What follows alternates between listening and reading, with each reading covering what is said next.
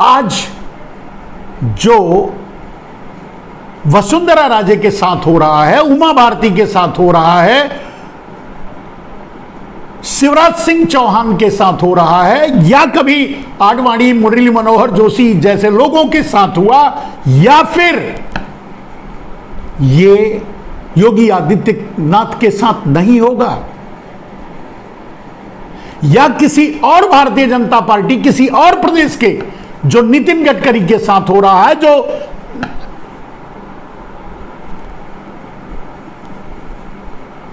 जितने भी भारतीय जनता पार्टी के नेता हैं, जो कभी मंत्री थे, जो कभी जिनका कोई राजनीतिक वर्चस्व था, उसे कुचल कर रख दिया है नरेंद्र मोदी ने। क्या यह बात योगी को समझ में नहीं आ रही होगी? क्या यह बात भारत के पूरे भारतीय जनता पार्टी से अदर देन गुजरात के अलावा जितने भी प्रदेश हैं, जितने भी प्रदेश हैं, वहां के मुख्यमंत्रियों को, मंत्रियों को, वहां के नेताओं को, वहां के जो अपने आप को क्षत्रप समझते हैं, क्या यह बात उनको समझ में नहीं आ रही होगी या नहीं आ रही है? आ रही है, आ रही होगी, और यही लड़ाई चल रही है। नरेंद्र मोदी, कुछ लोगों का ये आकलन होगा, नरेंद्र मोदी अपने कर्मों से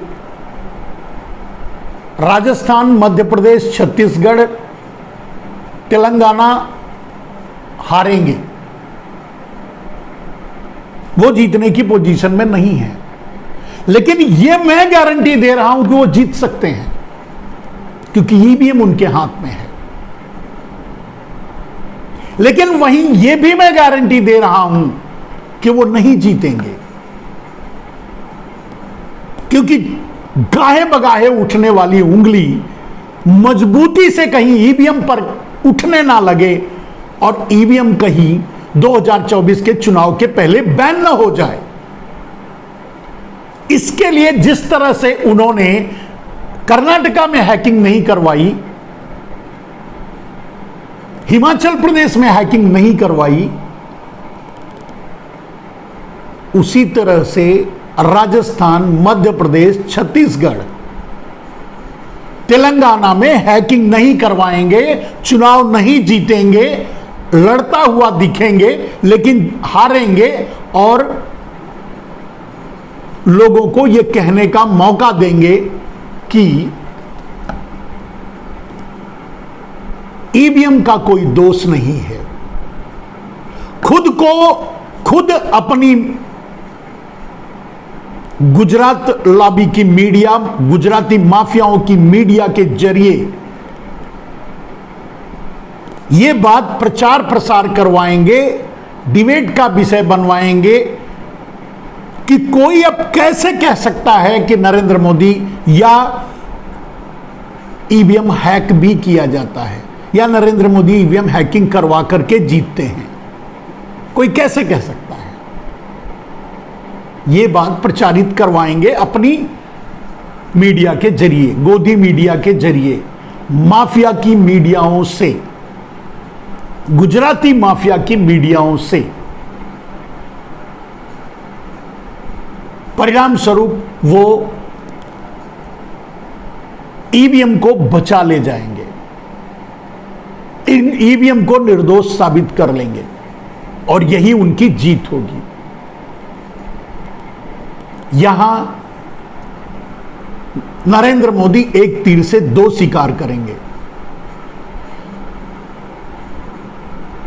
2-3 राज्य हारने से नरेंद्र मोदी का कुछ बिगड़ने वाला नहीं है, वो रिवर्सेबल है, वो जब चाहेंगे फिर हासिल कर लेंगे। नरेंद्र मोदी का अगर बिगड़ेगा तो ईवीएम बैन से बिगड़ेगा।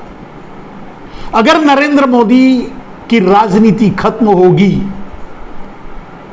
तो ईवीएम के बैन होने से खत्म होगी।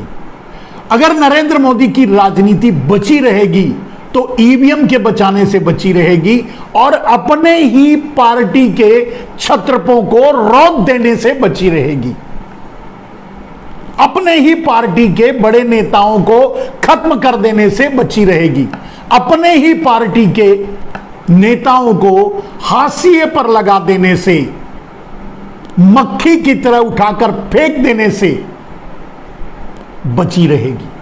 उन्हें दो चीजें चाहिए नरेंद्र मोदी को, एक ईवीएम और दूसरा उनके सामने बोलने वाला कोई ना हो, उनके सामने भारतीय जनता पार्टी में कोई खड़ा होने वाला ना हो, उनके सामने कोई सर उठाने की जरूरत ना करे भारतीय जनता पार्टी में ही। और यही नरेंद्र मोदी चाहते हैं, यही गुजराती माफिया चाहते हैं, यही गुजराती मीडिया चाहती है, क्योंकि आज मीडिया सिर्फ गुजराती मीडिया है।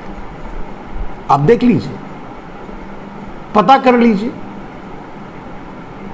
और इसीलिए डाबर मीडिया है, इसीलिए दलाल मीडिया है।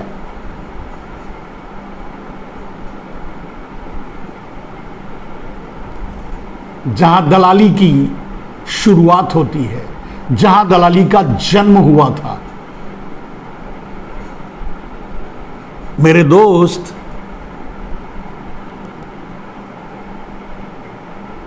वो दिन दूर नहीं, जो मैं कहना चाहता था वो उसका मतलब यह है कि वो दिन दूर नहीं जब इंडिया के साथ, INDIA के साथ भारतीय जनता पार्टी मिलकर के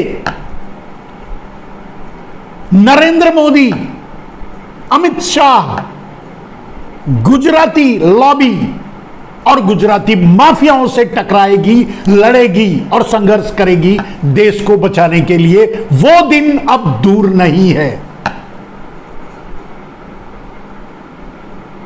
और ये बात मैं आज से नहीं, 9 साल से चैलेंज के साथ कर रहा हूं। बार बार इस बात को मैं उठाता रहा हूं, रखता रहा हूं, रख रहा हूं।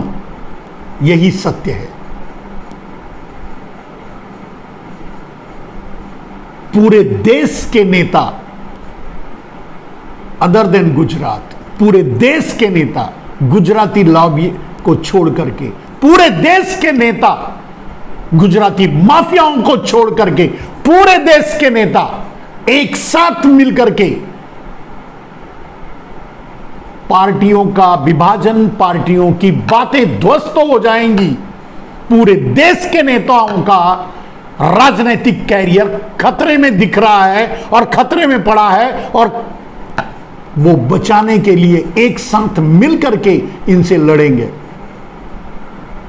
गुजरात लॉबी से लड़ेंगे, गुजराती माफियाओं से लड़ेंगे, माफिया मीडियाओं से लड़ेंगे, और लड़ना पड़ेगा। इसके अलावा कोई रास्ता नहीं बचेगा। क्या करेंगे शिवराज सिंह, क्या करेंगी वसुंधरा, क्या करेंगे नितिन गडकरी, क्या करेंगे राजनाथ सिंह, क्या करेंगे योगी आदित्यनाथ, क्या करेंगे? उनके पास कौन सा रास्ता बचता है जिससे वो अपने राजनीतिक कैरियर को बचाए रख सकें? नरेंद्र मोदी को नेता नहीं चाहिए। नरेंद्र मोदी को मैंने कहा कि ईवीएम चाहिए और पूछ हिलाने वाला चाहिए, और पूछ वही हिलाएगा जो नया होगा, जो अज्ञानी होगा, जो राजनीति का ABCD नहीं जानता होगा, जिसका राजनीति में कोई वर्चस्व नहीं होगा। ऐसे ही लोगों को नरेंद्र मोदी ने अभी तक मुख्यमंत्री बनाया, आगे किया, राजनीति में लाए, सामने किया। ऐसे ही लोगों को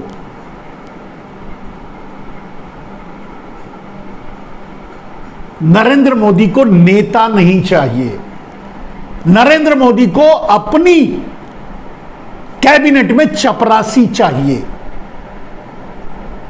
वो अडानी का चपरासी हो, अडानी की ऑफिस का चपरासी हो, या ब्यूरोक्रेट्स के रूप में, या वो राजनीति में चपरासी हो, चपरासी बनकर रहे, सिर्फ दुम हिलाए, पूंछ हिलाए, बोले ना, ऐसे लोगों को चाहते हैं नरेंद्र मोदी राजनीति में। क्योंकि उनके प्रभाव की जरूरत नहीं है, उनके देश के वोट की जरूरत नहीं है। चुनाव तो वो ईवीएम से जीतेंगे।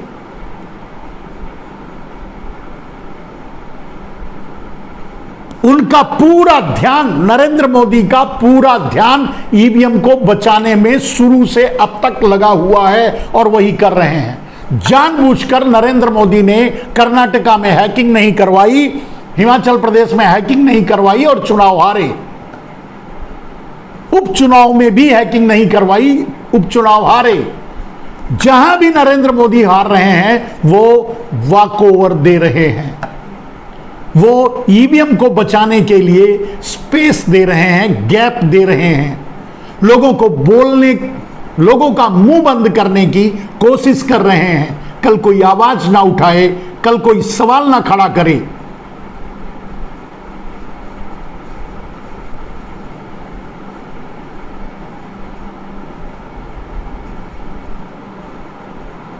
और यह सवाल तो खड़ा होना ही है।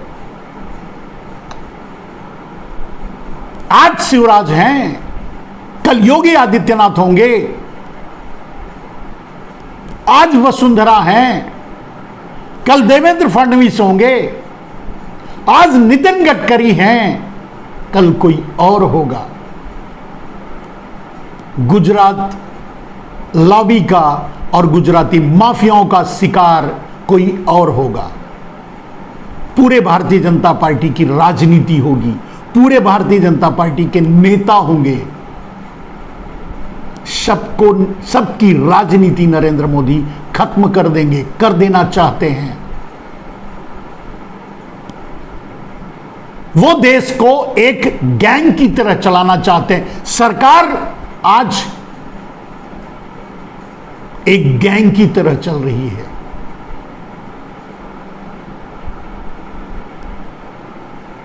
किंग जहां इशारा कर दिया वहां ईडी जा रही है, वहां सीबीआई जा रही है,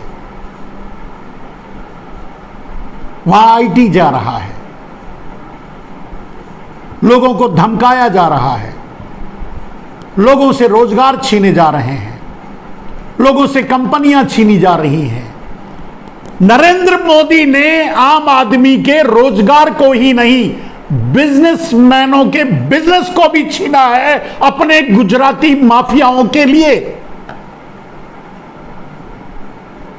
क्या यह बात पूरे देश के व्यापारियों को दिखाई नहीं दे रहा है, समझ में नहीं आ रहा है? और क्या भारतीय जनता पार्टी के नेताओं को यह बात समझ में नहीं आ रही है? आ रही है।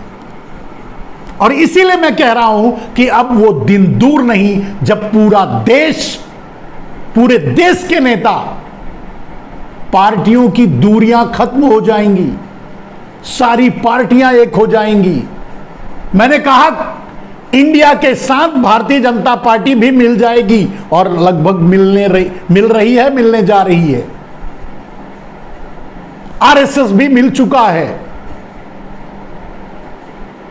गुजरात लॉबी गुजराती माफियाओं से लड़ने के लिए, उनसे इस देश को बचाने के लिए, उनसे इस देश की इज्जत, उनसे इस देश की शांति, उनसे इस देश की अस्मत, उनसे इस देश का सौहार्द, उनसे इस देश की एकता, उनसे इस देश की अखंडता को बचाने के लिए पार्टियों की दूरियां खत्म करके पूरे देश के लोग मिलकर के गुजरात लॉबी, गुजराती माफियाओं से लड़ेंगे, लड़ रहे हैं।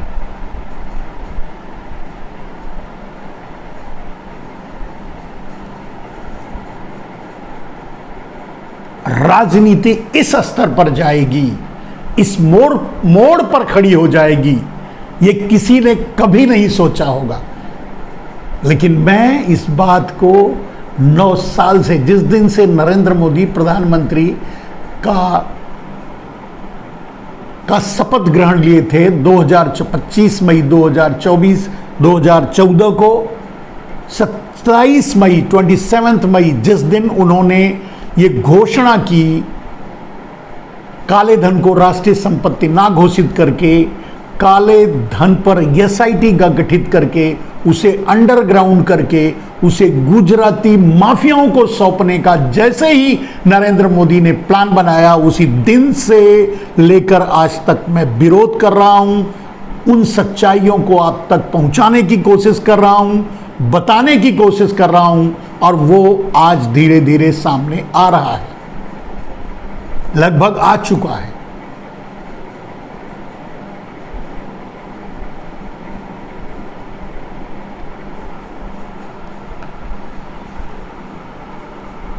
मेरे दोस्त, आज भारतीय जनता पार्टी का एक नेता इंडिया के एक नेता के सामने खड़ा होकर चुनाव नहीं लड़ेगा, नहीं लड़ रहा है।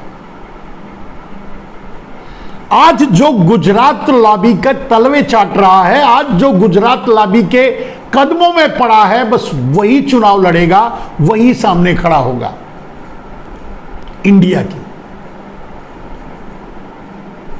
क्योंकि भारतीय जनता पार्टी के जितने नेता हैं उनको तो नरेंद्र मोदी खुद ही निपटा देंगे। इसीलिए राजस्थान का चुनाव, मध्य प्रदेश का चुनाव, छत्तीसगढ़ का चुनाव एक तरफा है। कांग्रेस पार्टी वहां सरकार बनाएगी।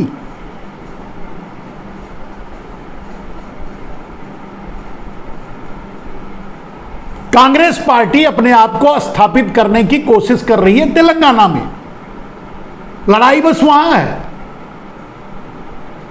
छत्तीसगढ़, मध्य प्रदेश और राजस्थान तो कांग्रेस जीत चुकी है। सरकार बनाने की देर है। और ये इसलिए हुआ है, इसलिए नहीं हुआ। कांग्रेस पार्टी इंडिया डिजर्व करती है इस जीत के लिए, लेकिन अगर नरेंद्र मोदी चाहें तो नहीं जीत सकते। हैकिंग करवाएंगे तो नहीं जीत पाएंगे, और नहीं हैकिंग करवाएंगे सिर्फ इसलिए कि उन्हें ईवीएम को बचाना है, सिर्फ इसलिए कि इन प्रदेशों के नेताओं को निपटाना है। यहां तक कि भारतीय जनता पार्टी के केंद्रीय मंत्रियों को भी मध्य प्रदेश, राजस्थान और छत्तीसगढ़ में उतारकर उनकी राजनीति खत्म करने की चाल चली जा रही है। उनको किनारे लगाने की चाल चली जा रही है। और नरेंद्र मोदी प्राइवेटाइजेशन के मास्टर हैं। वो तो सब कुछ प्राइवेट में चाहते हैं। वो तो संसद भी प्राइवेट करना चाहते हैं। वो तो चाहते हैं कि अडानी संसद में बैठे सेंगोल लेकर। वो तो चाहते हैं कि प्रधानमंत्री की कुर्सी पर वो बैठें और राजा की कुर्सी पर अडानी।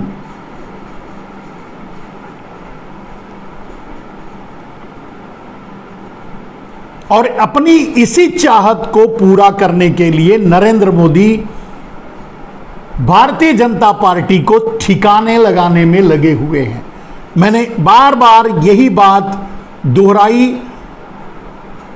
बताने की कोशिश की, कहने की कोशिश की, समझाने की कोशिश की कि भारतीय जनता पार्टी के नेताओं संभल जाओ, देश को छोड़ो, कांग्रेस को छोड़ो, इंडिया को भी छोड़ो।